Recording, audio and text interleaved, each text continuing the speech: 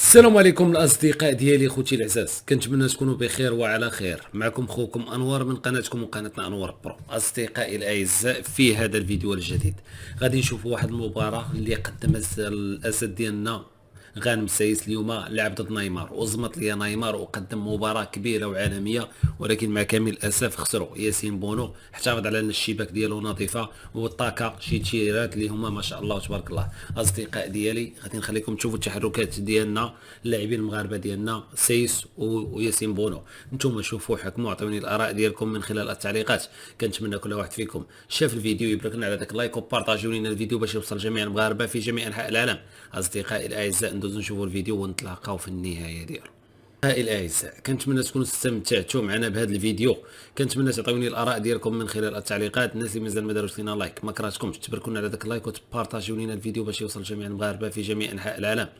اما الناس اللي ما مشتركينش في القناه ما كرهتكمش تشتركوا في القناه، تفعلوا الزر ديال الجرس باش توصلوا دائما بالجديد ديالنا. تهلاو لي فراسكم بزاف، موعدنا في فيديو قادم. كيف العاده كان معكم خوكم انوار من قناتكم وقناتنا انوار برو. تهلاو لي فراسكم، السلام عليكم.